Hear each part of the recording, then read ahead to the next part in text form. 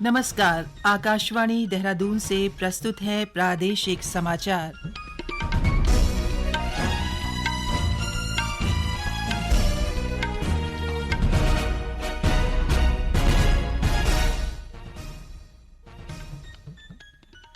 पहले मुख्य समाचार। प्रधानमंत्री नरेंद्र मोदी आज वाशिंगटन में व्हाइट हाउस में अमेरिका के राष्ट्रपति जो बाइडेन के साथ द्विपक्षीय वार्ता करेंगे। अमेरिकी कांग्रेस की संयुक्त बैठक को भी संबोधित करेंगे। मुख्यमंत्री पुष्कर सिंह धामी ने केंद्रीय संस्कृत विश्वविद्यालय के श्री रघुनाथ कीर्ति परिसर में वेद शास्त्र अनुसंधान केंद्र का उद्घाटन किया। कहा, सरकार का प्रयास है कि संस्कृत के माध्यम से युवाओं को रोजगार मिले। पिथौरागढ़ जिले के मसूरी होकरा मोटर मार्ग पर वाहन के खाई में गिरने से 10 लोगों की मृत्यु हो गई है। और प्रदेश में चारधाम यात्रा सुचारू रूप से चल रही है। अब तक 30 लाख से अधिक श्रद्धालुओं ने चारधाम सहित हेमकुंड साहिब के दर्शन किए हैं।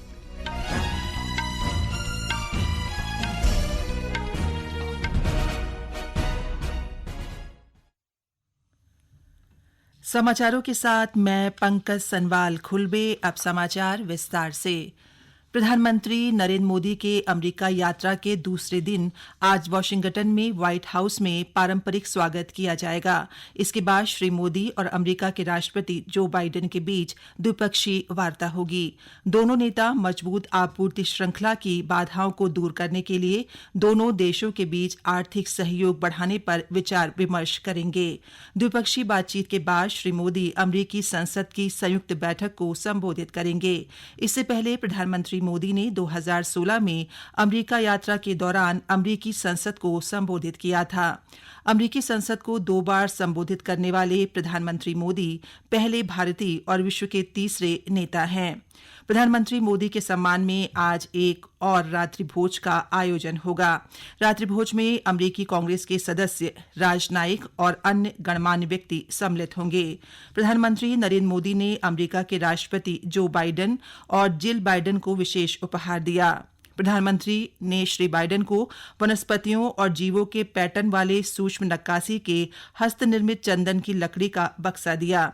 इस विशेष बक्से में 10 चांदी के डब्बे हैं जो भारतीय संस्कृति के अनुरूप 10 विशेष दान की तरफ इंगित करते हैं। इनमें धान्य दान के लिए उत्तराखंड के लंबे दाने वाला चावल भी है। प्रधानमंत्री नरेंद्र मोदी ने कहा है कि शिक्षा हमारी सभ्यता के निर्माण की बुनियाद ही नहीं है, बल्कि ये मानवता के भविष्य की वास्तुकार भी है। श्री मोदी ने कहा कि बुनियादी शिक्षा युवाओं के लिए सशक्त नींव बनाती है और भारत इसे प्रौद्योगिकी के साथ जोड़ रहा है। प्रधानमंत्री ने आज वीडियो कॉन्फ्रेंस के माध्यम से पुणे में G20 शिक्षा मंत्रियों की बैठक को संबोधित किया। प्रधानमंत्री ने कहा कि G20 के सदस्य देश अपनी अपनी शक्तियों के साथ अनुसंधान और नवाचार को विशेषकर विकासशील और अल्पविकसित देशों में प्रोत्साहन देने में महत्वपूर्ण भूमिका निभा सकते हैं। श्री मोदी ने अनुसंधान सहयोग बढ़ाने का मार्ग प्रशस्त करने के लिए सभी सदस्यों से आग्रह किया। उन्होंने विश्वास व्यक्त किया कि सभी सदस्य देश भविष्य के लिए एक समावेशी शिक्षा एजेंडे के साथ आगे आएंगे। उन्होंने सरकार की निपुण भारत पहल का उल्लेख किया। राष्ट्रपति द्रौपदी मुर्मू ने आज राष्ट्रपति भवन में वर्ष 2022 और 2023 के लिए राष्ट्रीय फ्लोरेंस नाइटिंगेल पुरस्कार प्रदान किए। ये पुरस्कार नर्सों और नर्सिंग पेशेवरों को सराहनीय सेवाओं के लिए प्रदान किए जाते हैं। इसकी स्थापना 1973 में केंद्रीय स्वास्थ्य और परिवार कल्याण मंत्रालय ने की थी। मुख्यमंत्री पुष्कर सिंह धामी ने आज देहरादून से वर्चुअल माध्यम से देवप्रयाग स्थित केंद्रीय संस्कृत विश्वविद्यालय के श्री रघुनाथ कीर्ति परिसर में वेद शास्त्र अनुसंधान केंद्र का उद्घाटन किया। कार्यक्रम को संबोधित करते हुए श्री धामी ने कहा कि सरकार का प्रयास है कि संस्कृत के माध्यम से युवाओं को रोजगार भी मिले।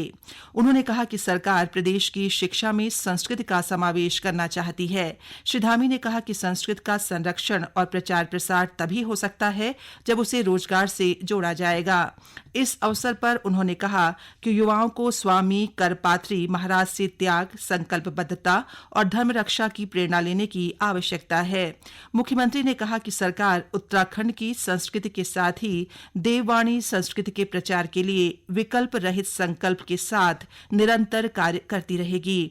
विश्वविद्यालय के कुलपति प्रोफेसर श्रीनिवास बरखेड़ी ने कहा कि वेद शास्त्र अनुसंधान केंद्र में अध्ययनरत छात्र प्रदेश के पारंपरिक ज्ञान के साथ ही चारधाम की परंपरा का अध्ययन करेंगे। प्राचीन परंपरा को अवगत करने के लिए जो छात्र हैं, इसके साथ अन्य राज्यों से भी छात्र यहाँ आएंगे। यहाँ के सभी छात्रों को यहाँ अवसर मिलेगा। ये वेद शास्त्र अनुसंधान केंद्र के द्वारा इस भारतीय सनातन परंपरा को, विशेष करके चार धाम के इस यात्रा के संदर्भ में जो परंपरा की प्रशिक्षण चाहिए, वहाँ के हमारे बच्चों को रोजगार मिलता है। तो यहाँ के पंडितों को एक नया प्रशिक्षण मिलता है। इस तरह के संशोधन होता है, यहाँ अनुसंधान होता है। इसके द्वारा इस परिसर का विस्तार होगा। लोक निर्माण एवं पर्यटन मंत्री सतपाल महाराज ने चौपट्टा खाल विधानसभा क्षेत्र को 4 करोड़ रुपए से अधिक की सड़क, होमस्टे सहित विभिन्न योजनाओं की सौगात दी। साथ ही उन्होंने क्षेत्र के ग्राम प्रधानों को कुल 70 लाख की लागत के कंप्यूटर का वितरण किया। इस मौके पर श्री महाराज ने कहा कि 1 वर्ष के भीतर क्षेत्र में 78 करोड़ 90 लाख की लागत से 67 किलोमीटर मोटर मार्ग का निर्माण किया गया है। उन्होंने बताया कि सिंचाई विभाग ने बाढ़ सुरक्षा और अन्य कार्यों के लिए 19 करोड़ 81 लाख रुपए से भी अधिक की स्वीकृति दी है।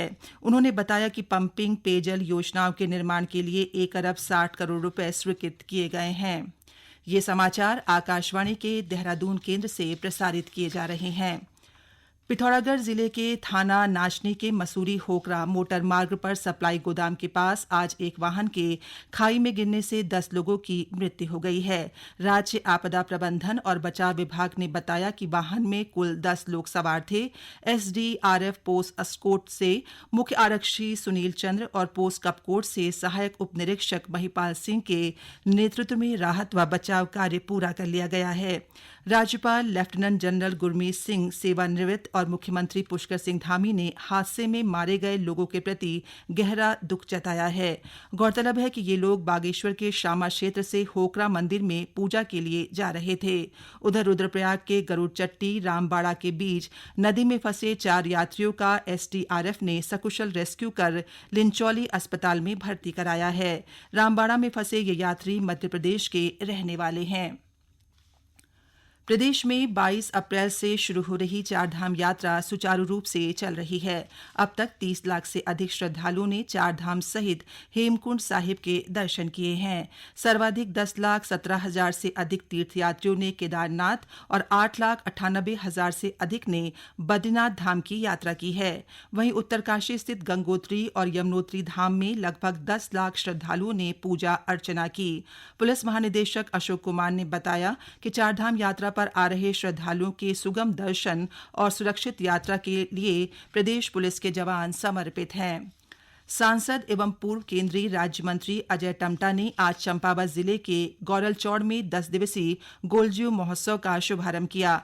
इस अवसर पर श्री टम्टा ने कहा कि ऐसे आयोजन से स्थानीय लोगों को मंच उपलब्ध होने के साथ ही प्रतिभाओं को निखरने का मौका मिलता है। उन्होंने कहा कि आयोजन से स्थानीय लोग व दर्शक संस्कृति व विधाओं से परिचित होते हैं। गोलज्यू के इस पवित्र स्थान में विभिन्न प्रकार के कार्यक्रम यहाँ आयोजन किए जाएंगे। इससे हमारे स्थानीय लोगों को बहुत बड़ा एक मंच उपलब्ध होता है, जिसके माध्यम से हमारे स्कूल के बच्चों की प्रतिभाओं को भी निखारने का मौका मिलता है। और इस कारण से नगर पालिका क्षेत्र के अंतर्गत रहने वाले लोगों को विभिन्न प्रकार की विधाओं को देखने का अवसर, हमारी संस्कृति को, हमारे संस्कार को देखने का अवसर मिलता है। और मंच पे आने के कारण से प्रतिभावान लोगों को भी आगे निखारने में एक बहुत बड़ी मदद मिलती है। नगरपालिका अध्यक्ष विजय वर्मा ने बताया कि महोत्सव 2 जुलाई तक आयोजित किया जाएगा। महोत्सव में विभिन्न शैक्षिक व सांस्कृतिक गतिविधियां आयोजित की जा रही हैं। और अब एक नज़र आज के मौसम पर। मौसम विभाग ने 26 जून तक राज्य में कहीं कहीं भारी बारिश, आकाशीय बिजली चमकने, 40 से 50 किलोमीटर प्रति घंटे की गति से झोंकेदार हवाएं चलने का ऑरेंज और रेड अलर्ट जारी किया है। विभाग के निदेशक विक्रम सिंह ने बदलते मौसम को देखते हुए चारधाम यात्रियों से विशेष सतर्कता बरतने की अपील की है। अंत में मुख्य समाचार एक बार फिर।